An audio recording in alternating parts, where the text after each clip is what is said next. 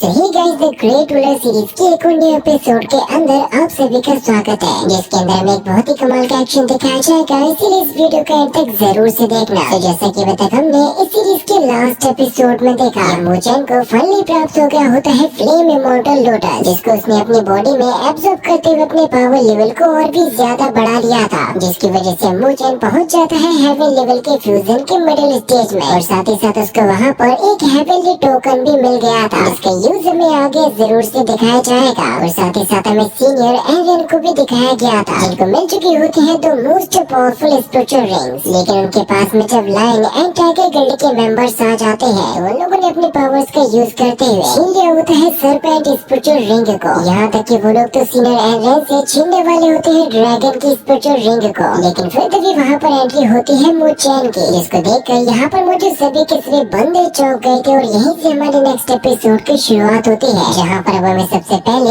उसी जगह का ही सीन दिखाया जाता है। एरन की तो वैसे भी वहाँ पर काफी बुरी हालत हो चुकी थी, इसीलिए वो कहती है कि अच्छा हुआ मोचन जो कि तुम यहाँ पर आ गए। मोचन तो कब से इस मोमेंट का वेट कर रहा था। वो स्टाइल मारते हुए एरन से कहता है कि तुम्हें कहीं पर चोट तो नहीं आई, जिससे कि एरन उसको बताती है कि नहीं, मैं एकदम ही ठीक हूँ, कि मैंने यहाँ पर आकर जो ट्रेजर प्राप्त किया था उनमें से एक स्पिरिचुअल रिंग को इन बंदों ने ले लिया है, जिसको असल में कहते हैं सरपेंट स्पिरिचुअल रिंग। जो बात जानकर मोचन को इन बंदों के ऊपर बहुत ही ज्यादा गुस्सा आ गया था, क्योंकि वो जो स्पिरिचुअल रिंग है उसके ऊपर केवल एरियन का ही हक है। लेकिन तभी लाइन सेक्ट का लीडर मोचन से कहने लगता है कि सुनो लड़के, मेरी सलाह मानो और यहाँ से दुम दबा के भाग जाओ, क्योंकि तुम्हारे लिए बिल्कुल भी अच्छा नहीं होगा कि तुम हम लोगों से पंगा लो। अगर तुम हमारे बीच में टांग अड़ाओगे तो तुम्हारी टांगे ही काट दी जाएंगी। इनको देखकर मोचन फील करने लगता है कि आखिर ये दोनों ही बंदे किस लेवल पर होंगे, क्योंकि जब कभी भी कोई भी इतनी बड़ी बात करता है तो जरूर से उसके पास में कोई न कोई काफी अच्छा खासा पावर सोर्स तो होता ही है। जहाँ पर तभी लाइन सेट का लीडर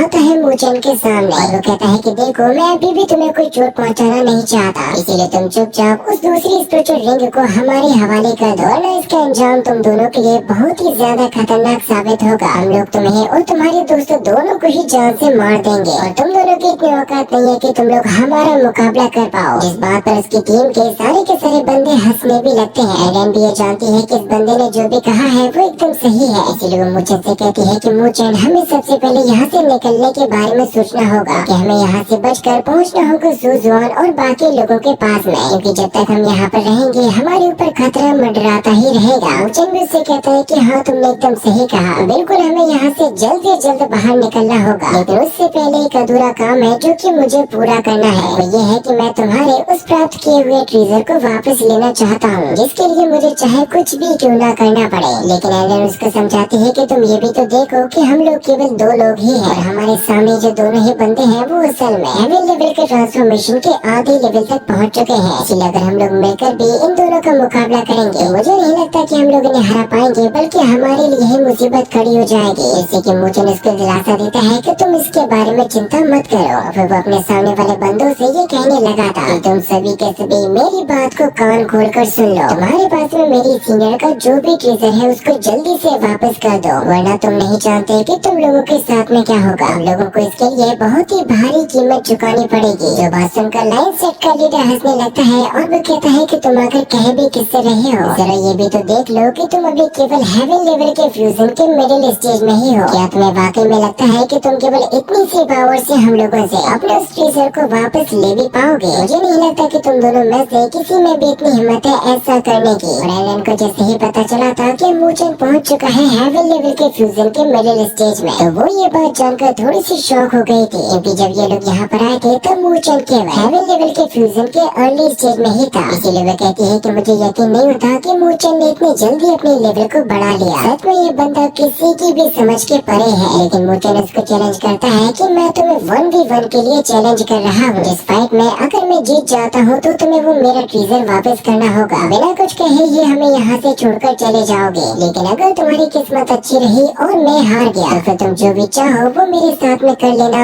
और मुझसे कुछ भी ले लेना। जिसकी बात को सुनकर यहाँ पर उन लोगों के सभी साथी हंसने लगते हैं। वो लोग कहते हैं कि क्या तुम्हें जानते भी हो कि तुम आके क्या बात कर रहे हो? ये बंदा सच में हमारे वाइस कैप्टन को चुनौती दे रहा है। क्या इस बंदे को अपनी जान की परवाह बिल्कुल भी नहीं है? इसीलिए फिर ये सारे के सारे अपने लाइन सेट के लीडर यानी कि अपने वाइस प्रेसिडेंट को चीयर करने लगते हैं ताकि वो मोचन को जान से मार दे। लाइन सेट कर लीडर ये कहता है कि लड़के तुम्हारे अंदर हिम्मत तो है और बहादुरी भी है जो कि तुम मेरे सामने साबित भी कर चुके हो, इसीलिए मैं तैयार हूँ तुमसे 1v1 फाइट करने के लिए। लेकिन इतना याद रखो कि मैंने ना जाने तुम जैसे कितने ही बंदों को हरा दिया जिन्हें अपनी ताकत पर ऐसे ही घमंड भी रहता था। तुम्हें यकीन नहीं होगा लेकिन उनका अंत बहुत ही बुरी तरीके से हुआ। फिर उसके सारे सिपाही मैदान को छोड़कर एक तरफ बैठ जाते हैं क्योंकि सभी के सभी लोग अब इंतजार कर रहे थे मू चेन और वाइस प्रेसिडेंट की फाइट का, जहाँ पर तब इस बंदे ने अपनी पावर्स को एक्टिवेट कर लिया था, जहाँ पर ये साफ साफ नजर भी आता है कि ये बंदा हो चुका है हेवन लेवल के ट्रांसफॉर्मेशन के हाफ लेवल में, जिसको देखकर सीनियर एंड मू चेन को आगाह करती है कि तुम्हें इसे थोड़ा सा संभल के रहना होगा, क्योंकि ये बात तो तुम भी जानते हो कि ये बंदा कितना ज्यादा खतरनाक है। इसीलिए वो भी थोड़ी सी दूर हट जाती है फाइट को देखने के लिए। एंड ये सोच रही थी कि अगर मू चेन के साथ में कोई भी छोटी मोटी गड़बड़ होती है तो मैं अपनी पूरी जान लगा दूंगी उसकी जान को बचाने के लिए, क्योंकि ये सारी की सारी चीजें मू चेन के साथ में उसी की वजह से ही तो हो रही थी। इस मोमेंट पर तभी वाइस प्रेसिडेंट अपनी नाइफ को प्रिपेयर करता है मू चेन पर हमला करने के लिए और उसने पलक झपकते ही अपने स्लैशिंग अटैक्स को करना स्टार्ट कर दिया था। लेकिन मू चेन तो काफी आसानी के साथ में उसके सारे हमलों को डॉज कर देता है, यहाँ तक कि जब मू चेन ने यूज किया था अपने पंच को तो उससे निकलने वाली पावर क्लैशिंग की वजह से वाइस प्रेसिडेंट को पता चल चुका था कि ये बंदा जितना दिखता है उतना कमजोर नहीं है, इसीलिए वो मू चेन के अटैक को तुरंत ही रोकते हुए दोबारा से अपने हमलों को करने लगा था। उसका हमला जैसे ही मू चेन को हिट होने वाला था तो फिर तभी मू चेन निकाल लेता है अपने डैगर को, जिसकी पावर क्लैशिंग की वजह से ये दोनों के दोनों अलग अलग डायरेक्शन में काफी दूर चले जाते हैं। इसकी वजह से वाइस प्रेसिडेंट को मू चेन की पावर्स का भी अंदाजा हो गया था। कहने लगता है कि मैंने सोचा नहीं था कि तुम इतने ज्यादा पावरफुल होगे और शायद यही वो कारण है जिसकी वजह से तुम अपने से ज्यादा पावरफुल लोगों को चैलेंज कर देते हो। और फिर वो अपने मन में ये सोचने लगता है कि इस बंदे के पास में जो स्पिरिचुअल एनर्जी है वो काफी ज्यादा अलग है बाकी के लोगों से, क्योंकि उसने भले ही पहले काफी सारे लोगों को हराया लेकिन ये उससे काफी ज्यादा अलग है। लेकिन मुझे इस बात के बारे में कहता है कि तुम मेरी उम्मीदों पर खरे नहीं उतरे। मैंने सोचा था कि जब तुम हेवन लेवल के ट्रांसफॉर्मेशन के हाफ लेवल पर हो मेरे लिए तुमसे जीतना काफी ज्यादा मुश्किल होगा, लेकिन अब मुझे ऐसा लगता है कि तुम्हें हराना मेरे लिए कोई ज्यादा बड़ी बात नहीं होगी। लेकिन मुझे इस बात के बारे में सोच रहा था कि ये जगह भी और भी ज्यादा खतरनाक है, इसीलिए वो किसी भी हाल में यहाँ पर किसी पर भी भरोसा नहीं कर सकता, क्योंकि ना जाने यहाँ पर कौन सा खतरा कब और कैसे कहाँ से आ जाए। इसके तुरंत बाद ये दोनों ही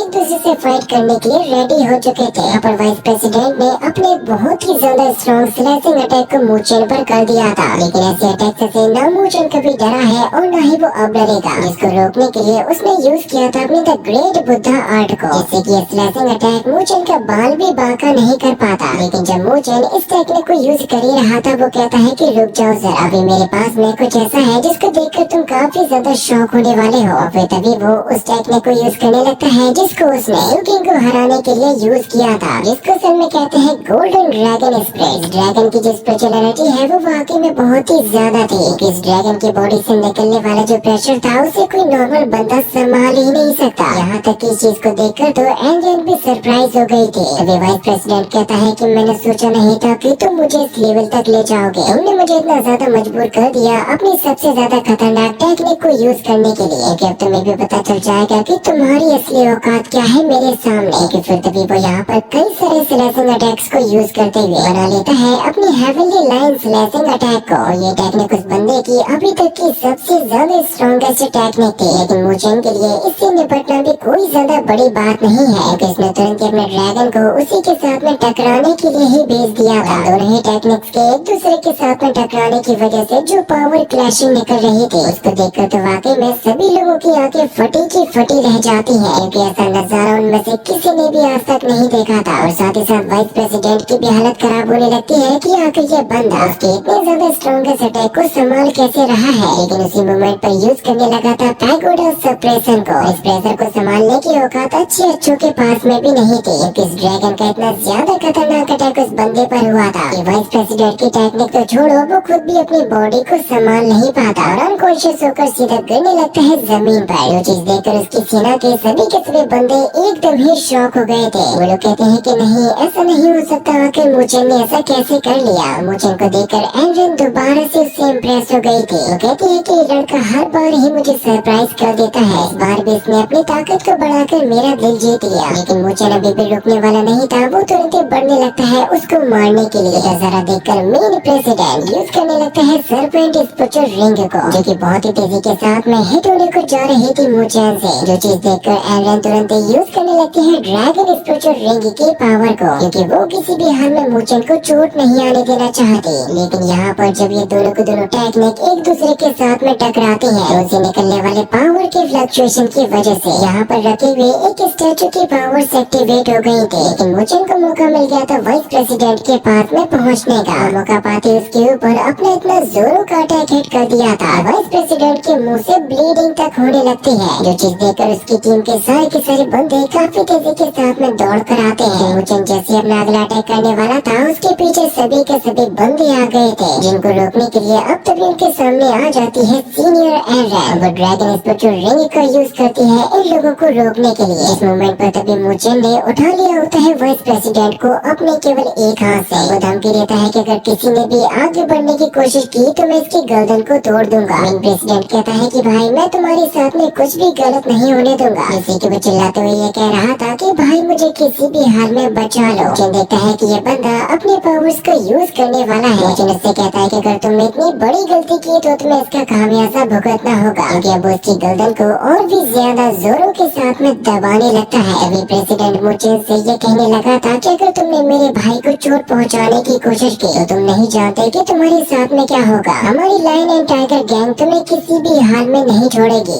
तुम्हें तुम्हारे पूरे के पूरे क्लेन को तक नष्ट करके रख देगी। तो मुचेन उससे कहता है कि तुम काफी ज्यादा बकवास कर रहे हो। क्या तुम ये भूल रहे हो कि तुम्हारे भाई की गर्दन अभी मेरे हाथों में है, इसलिए अगर तुम अपने भाई की जान को बचाना चाहते हो तो जल्दी से इसके बदले में मुझे चाहिए सरपेंट स्पोर्चर रिंग, जो तुम्हें मुझे किसी भी हाल में देनी होगी। प्रेसिडेंट मुचेन से कहता है कि ठीक है, मैं तुम्हें वो स्पोर्चर रिंग दे दूंगा, लेकिन उससे पहले तुम्हें मेरे भाई को छोड़ना होगा और उसे जाने देना होगा। जो बात सुनने के बाद मुचेन उससे कहता है कि क्या तुम्हें वाकई में ऐसा लगता है कि अभी तुम मेरे सामने कोई भी शर्त रखने के लायक भी हो? तुम्हारी केवल एक छोटी सी गलती तुम्हारे भाई की जान ले सकती है, इसलिए जल्दी से फैसला करो कि तुम्हें अपने भाई की जान चाहिए या फिर वो स्पोर्चर रिंग। वाइस प्रेसिडेंट अपने भाई से कहता है कि प्लीज भाई मुझे बचा लो। अगर वो रिंग को मांग रहा है तो जल्दी से उसको वो दे दो, जिससे कि मजबूरी में आकर उसे वो स्पोर्चर रिंग देनी ही पड़ती है मुचेन को। जो चीज मुचेन ने तुरंत ही दे दी थी एरन को। वो उससे कहता है कि संभालिए अपनी अमानत को। और शर्त पूरा होते ही प्रेसिडेंट कहता है कि अब तुम जल्दी से मेरे भाई को भी छोड़ दो। मुचेन कहता है कि सबसे पहले अपने आदमियों से कहो कि वो दूर हो जाए और हमें चुपचाप यहाँ से जाने दो, वरना अंजाम बहुत ही बुरा होगा। लेकिन प्रेसिडेंट तुरंत ही अपने सभी साथियों से कहता है कि अब तुम लोग दूर हो जाओ। लेकिन उन लोगों के मन में काफी ज्यादा गुस्सा भरा हुआ था मुचेन के लिए। अभी मुचेन एरन से कहता है कि आपको यहाँ से सबसे पहले निकलना चाहिए। लेकिन सबसे पहले वो निकल जाती है और मुचेन भी धीरे धीरे करके बढ़ने लगता है। लेकिन अभी तक उसने वाइस प्रेसिडेंट के गर्दन को नहीं छोड़ा था, क्योंकि वो यहाँ पर इन लोगों को फंसा कर भागना चाहता है। इसलिए मुचेन सबसे पहले वाइस प्रेसिडेंट को घुमा कर पटक देता है जमीन पर। मौका पाते ही निकल जाता है सीनियर एरन की तरफ। प्रेसिडेंट देखता है कि ये दोनों के दोनों हमें बेवकूफ बनाकर यहाँ से भाग गए, इसलिए उसने तुरंत अपने सभी के सभी साथियों को लगा दिया था मुचेन और एरन को मारने के लिए। आगे की जो अमेजिंग फाइट होने वाली है वो हमें नेक्स्ट पार्ट में दिखाई जाएगी।